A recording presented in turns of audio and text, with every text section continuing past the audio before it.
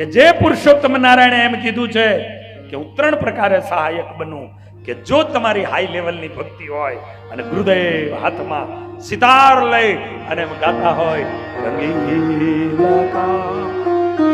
અરજી અમારી કજી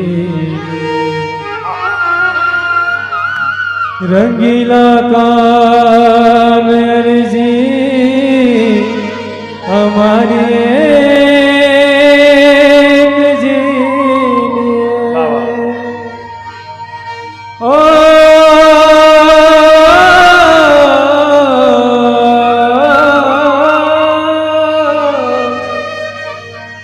રંગીલા કાન અરજી આ મૂળીની ધરતીની રચના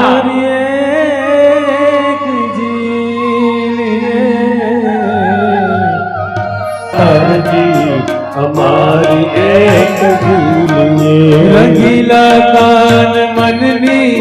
આટી તે હવે મેલીએ રંગીલા કાન મનની આટી તે હવે મેલીએ રંગીલા કાન મનની આટી તે હવે મેલીએ રંગીલા કાન મનની આટી તે હવે મેલીએ રંગીલા કાન ये रंगीला कान अरजी हमारी एक जीलिए આખું પદ પૂરું થયું ત્યાં સુધી રંગીલા રંગીલા રંગીલા રંગીલા તારા કેટલા તો રંગ છે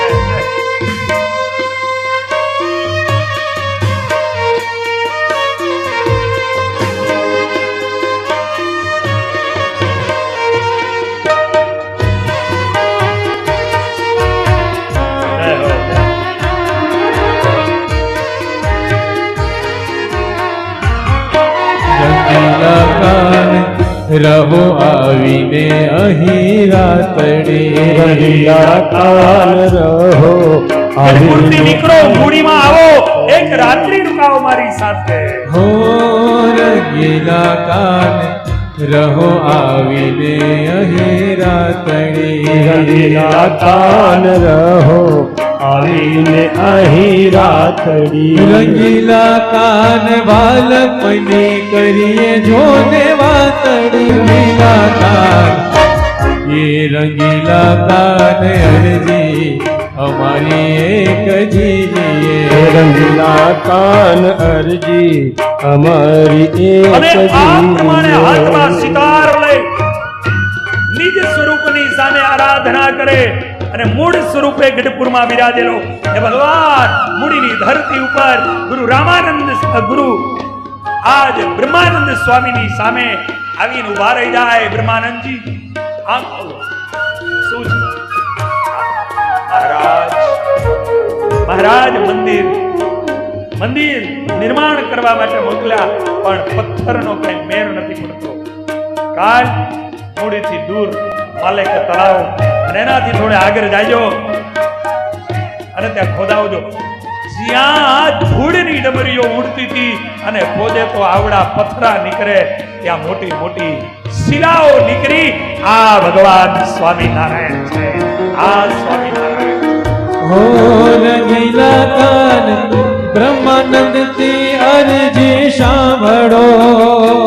कान ब्रह्मानंद नी ते अरजी सांभळो रंगीला कान ब्रह्मानंद ते अरजी सांभळो रंगीला कान ब्रह्मानंद नी ते अरजी ते सांभळो रंगीला कान ब्रह्मानंद नी ते अरजी सांभळो रंगीला कान ब्रह्मानंद नी ते अरजी सांभळो रंगीला कान आवीने एकांते मुझने મળો રંગીલા કાન આવીને એકાંતે મુझने મળો રંગીલા કાન આવીને એકાંતે મુझने મળો રંગીલા કાન આવીને એકાંતે મુझने મળો રંગીલા કાન અરજી અમારી એક જીલીએ રંગીલા કાન અરજી અમારી